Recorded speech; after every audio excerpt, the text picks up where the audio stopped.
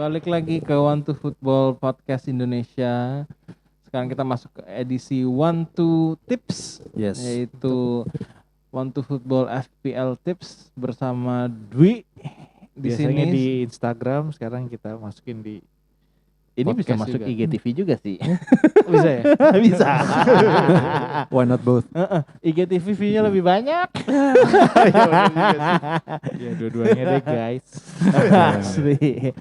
Nah Dwi nih, kenapa Dwi ya menurut gue dia salah satu teman kita yang awal-awal, salah satu orang pertama lah di antara pertemanan kita yang main Fantasy Premier League.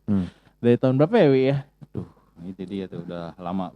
2006 2007 gitu Iya, kan ya. Pokoknya udah belasan tahun lah. FPL ada lah. 2006 udah ada FPL. Udah 2007 lah. Soalnya kalau ngelihat stats timnya Dwi itu tuh ada tuh historinya kan. Historinya tuh nyampe kayak masih 2000-an tengah lebih gitu. Belum puluhan atau belasan. Bukan berarti bagus ya. Bukan berarti Bukan jago berarti ya. bagus, tapi at least dia udah Main dari terus awal aja. udah main terus. Menarik. Posisi terbaik 2014 15 1600 2000 berapa? 14 15. 2014-15 udah posisi 1600 sih bagus banget itu. Sekarang 3 juta.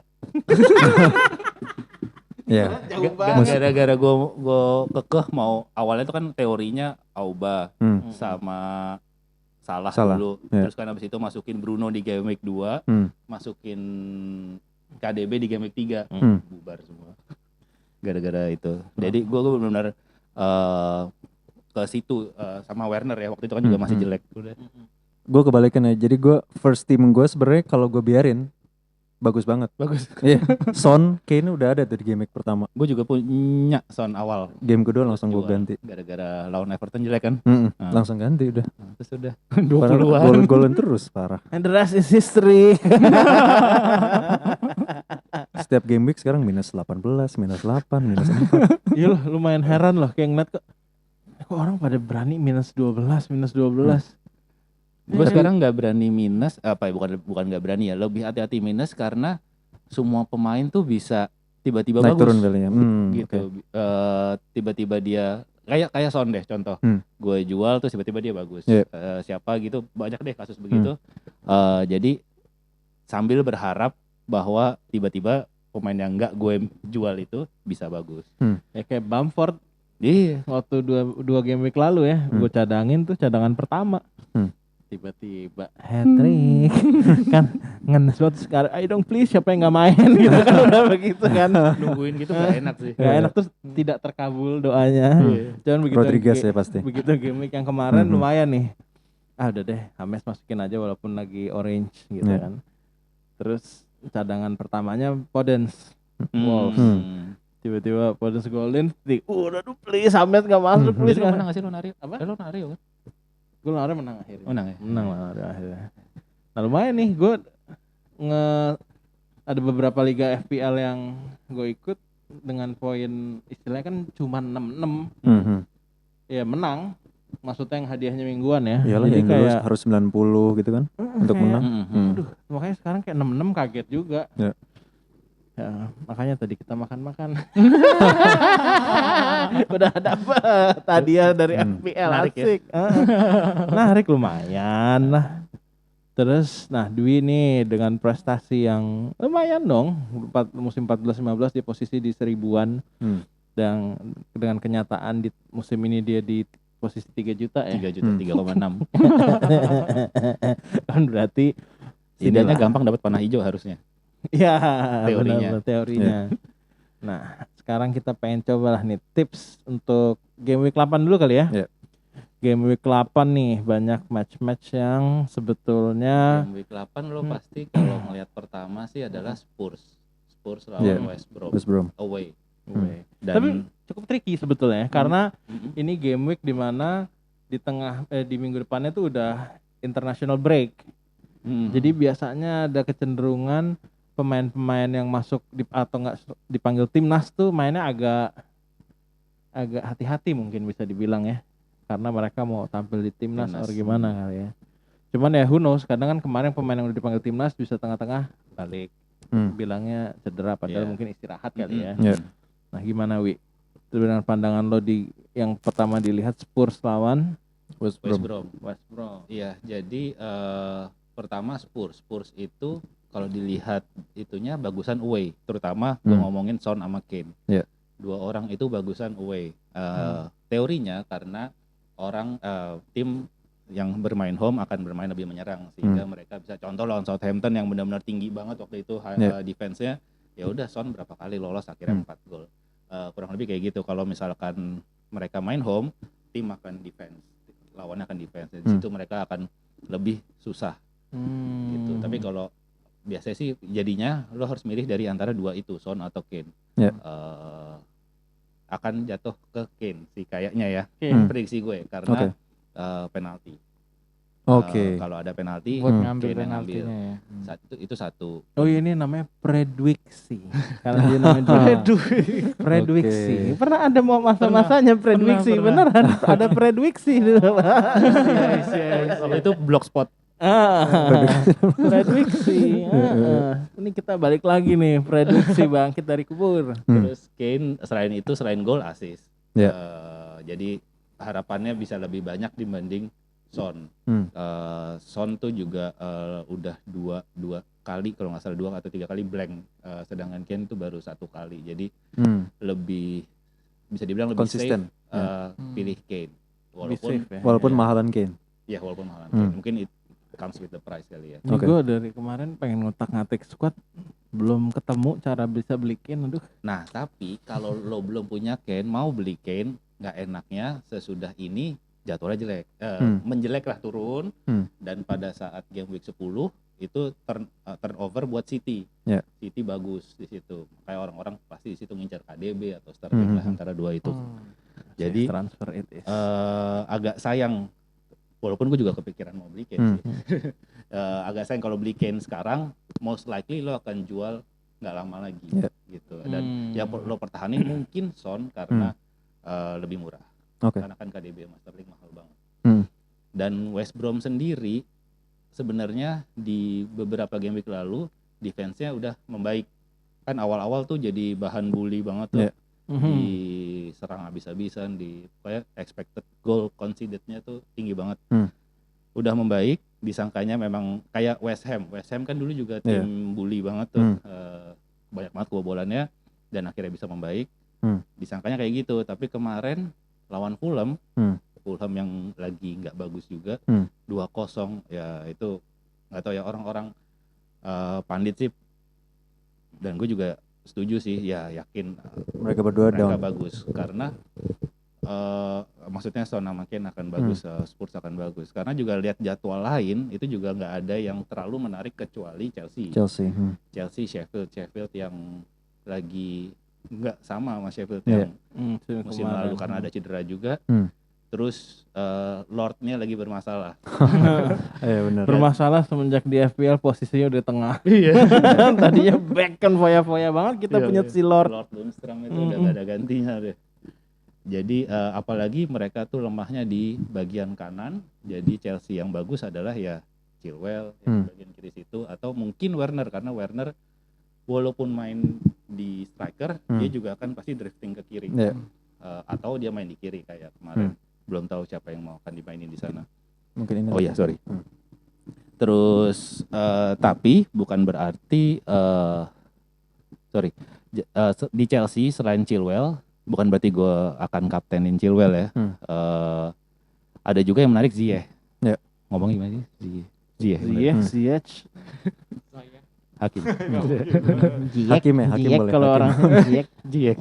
Ya Ziyech itu dia bagus banget sih, mainnya juga, jadi eye testnya juga enak, terus statsnya juga bagus, dia ngambil dead ball juga, jadi dia cukup lengkap dan dia sudah beradaptasi kayaknya. Oh jadi dia yang ngambil dead ball dia sekarang, bukan si Chilwell lagi? Bukan, Ziyech. Jadi terus jadi Chelsea itu juga banyak opsi, teman yang bisa yang bagus adalah yaitu Ziyech, Werner atau Chilwell. Kalau mau Chilwell kan mahal ya, bisa juga Zuma lebih murah, masih 5.0 malam ini. Terus gol 2 apa 3 gol gitu dia. Oh ya musim ini. Yeah. Musim ini dia, dan juga Sheffield lemah di sundulan. Yeah. Jadi Zuma kan bagusnya di situ. Sedangkan dan juga defense-nya Chelsea sekarang rapat banget. Sejak ada Mendy, terus Thiago Silva juga mungkin presence-nya di situ bikin ngangkat semuanya. Dan kayaknya dia belum pernah kalah aerial challenge ya musim ini si Zuma. Oh iya. Tapi memang kan suka diwawancara gitu teman-teman Chelsea-nya dan memang katanya Zuma susah banget dikalahin di aerial challenge. Walaupun kalau ngeliat mainnya agak serem sih. Sebagai fans Chelsea misalkan passing-passingnya itu agak-agak shaky. Kayak nonton Sako kali ya. Ya. Gitu di 2 itu sih ya. Terus kalau di pemain lain agak. Jadi so far prediksinya adalah Kane, Son, atau Ziyech sama Zuma ya. Banyak sih. Ziyech, Chilwell, Werner. Tapi kalau pilih satu si Ziyech. Oke. Tapi yang pasti yang jadi sorotan 2 match itu ya. Iya, 2 match itu. Oke. Kalau mau ditambahin lagi yang lain agak susah ya, karena kan yang biasanya bagus yaitu Liverpool ketemunya City. Jadi bukannya gue bilang akan jelek, tapi kita nggak tahu itu match bisa apa aja hasilnya. Bisa tiba-tiba City menang, bisa tiba-tiba Liverpool menang. Jadi kalau ngomongin kapten itu lebih baik nggak ke situ dulu deh. Kita pilih yang secara teori lebih memungkinkan. Ya. Terus juga ada MU. MU sih sebenarnya juga cukup menarik. Lawan Everton ya. Iya. Oh iya? Yes. Ya, langsung maju. Karena Everton. Everton ya jadinya. Everton lagi bermasalah. Pertama Pickford yang akhirnya dicadangkan. Mampus. Dina sih udah main lagi ya, Luka Dean udah main lagi. 1 game dong kan itu. Coleman belum. James belum tahu beritanya apa. Turun bro kayak Mas. Iya. Terus Richarlison juga belum ada. Sakitnya telat lagi.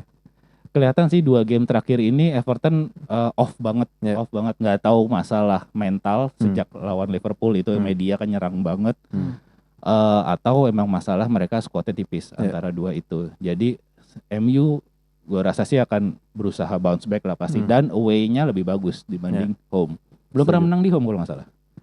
Emang ya? Di United belum kok nggak salah. Gitu, jadi away-nya akan bagus. Terus Martial juga balik. Oke. Jadi opsinya Ole adalah nambah lah. Oke. Jadi di match itu yang lo pilih pemainnya Rashford. Oke. Oh iya? MBE. Nice, MBE, Burberry guy. Ini karena apa yang dilakukan di luar lapangan, apa emang gara-gara prestasinya musim ini di atas lapangan? Di atas lapangan sih. Di atas lapangan dia bisa dibilang paling konsisten di MU. Di luar semua ketidakkonsistenan di MU, dia yang paling konsisten. Ya lawan PSG bisa kayak gitu. Kan itu nggak nyangka banget sih. Tadinya jagoan gue Bruno, karena gue juga pakai Bruno karena penaltinya. Tapi kayak penaltinya sekarang belum sebanyak musim lalu. Dan udah ketangkis.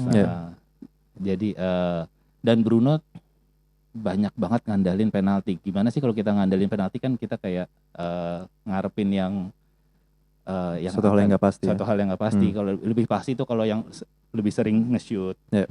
Udah gitu Rashford lebih murah lagi. Gitu. Iya juga. Sama midfielder lagi di listnya. Sama midfielder. Tadi musim lalu forward ya. Jadi kepikiran pengen jual Rashford, tuker Fernandes sama. Ini baru. Tapi itu ya. Gua anggap 3 pick lah ya. 3 dari 5. 3 pick ya. Oke. Game week ini. Oh ya. Sebenarnya game week ini adalah game week yang menarik buat West Ham. Lawan Fulham tentu. Dan juga jadi banyak yang ngincer udah. Game week 8 gue kaptenin Antonio. Sayangnya cedera. Jadi kalau mau ngambil yang lainnya berarti yang bagus juga sih Fornals ya. Itu atau siapa? Bowen. Kanannya Bowen 2 itulah. Oke. Tapi lebih ke Fornals sih. Menarik. Fornals. Kebetulan udah ada di tim. Karena memang ini game week ini emang termasuk game week yang biasanya kan kapten tuh Liverpool, City. Udah itu maksudnya itulah jago yang secara stats, secara history itu emang yang bisa kadang-kadang kan ada yang orang bilang kapten Salah tinggalin aja selama 1 musim tuh udah aman lah. Tapi so far oke. Kalau lo kaptenin Salah terus nggak masalah. Gitu. Benar bahkan sih. Lo akan bagus kalau kaptenin Salah terus. Jadi Salah nggak salah kan? Salah nggak salah. Salah mana sih kayaknya.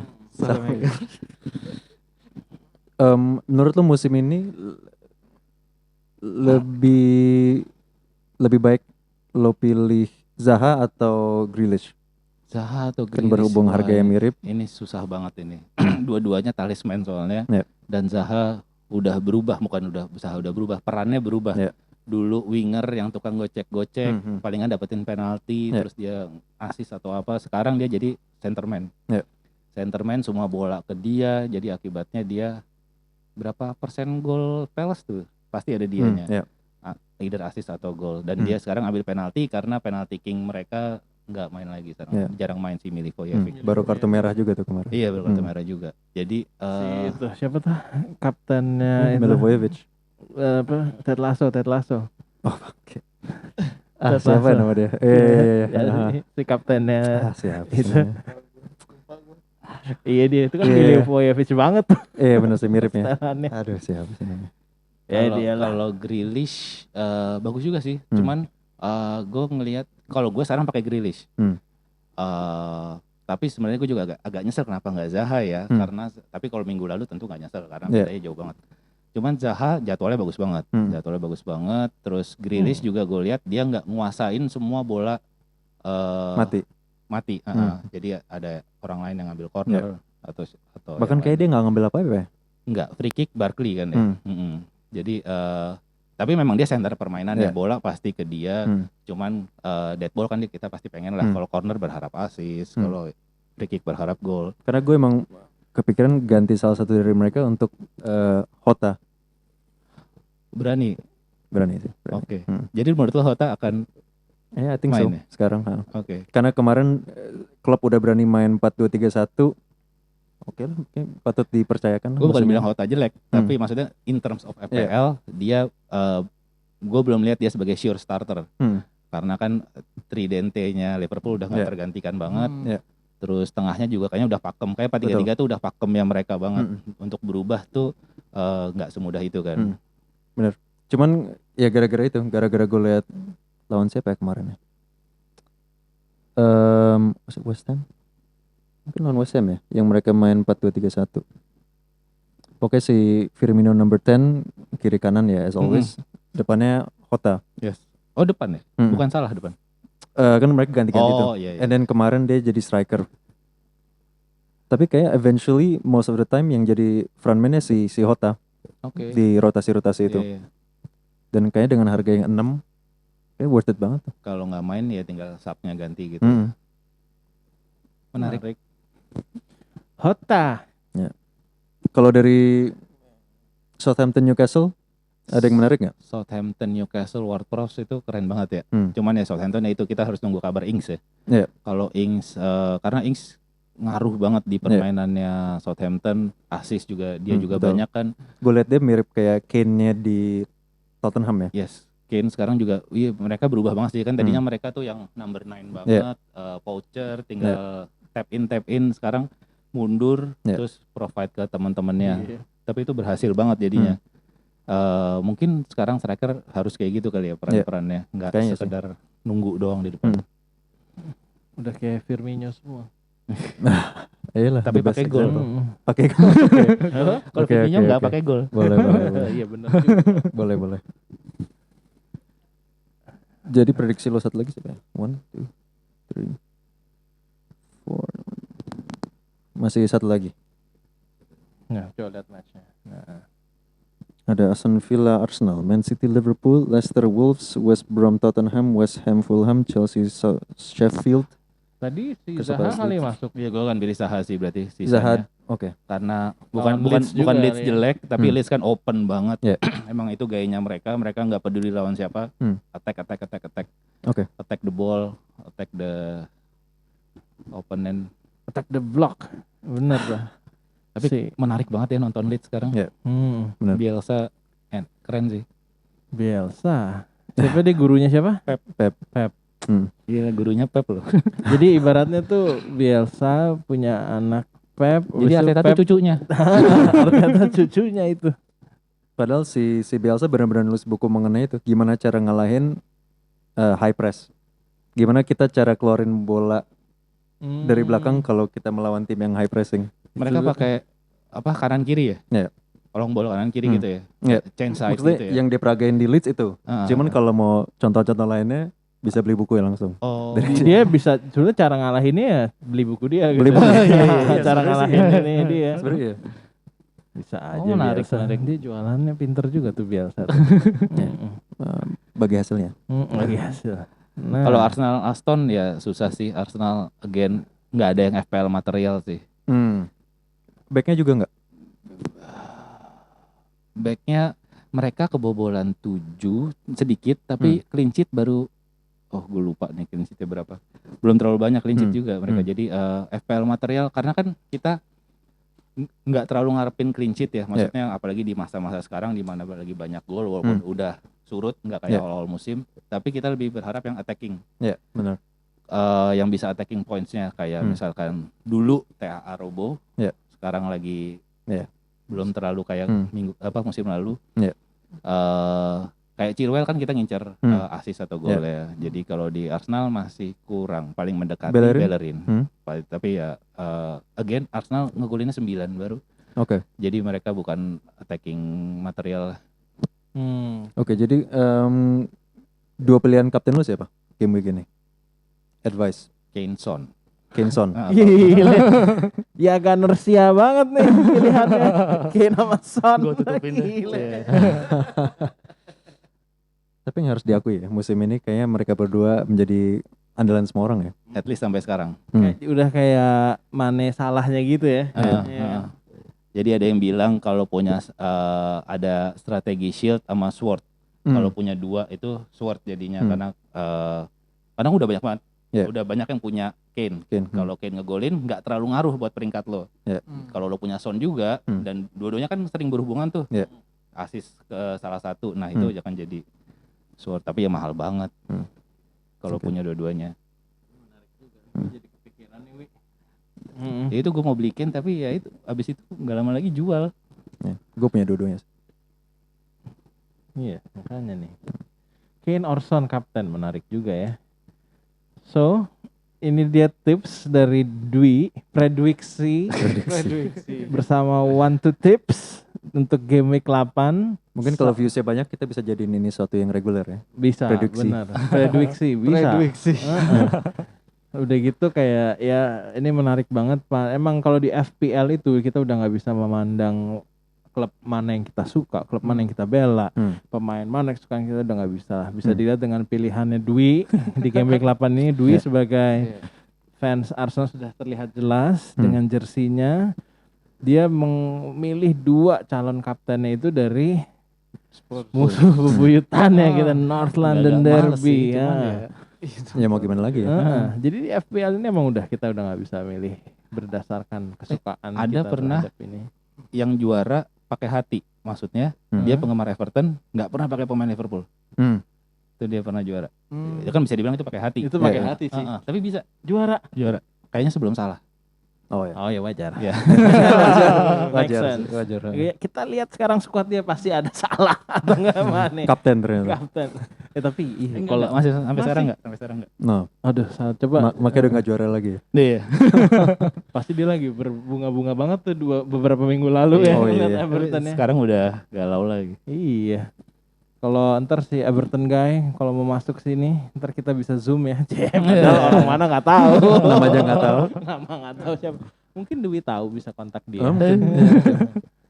So itu dulu dari tips game week 8. One tips with prediksi. Prediksi bangkit dari kubur.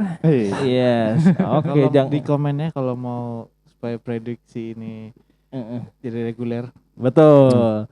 Bisa dikomenin juga. Atau enggak mungkin justru ada yang enggak setuju dengan tips dari Dwi, bisa tuh komen. Silahkan. Langsung message orangnya sendiri di Instagram. Nih akan nongol di sini. Karena ada juga yang kalau gue ngasih tips, dia ngambil lawannya. Coba Zack jangan-jangan. Paradoksnya ini. Soalnya kita ada grup yang bahas FPL tuh. Siapa ini kapten ini?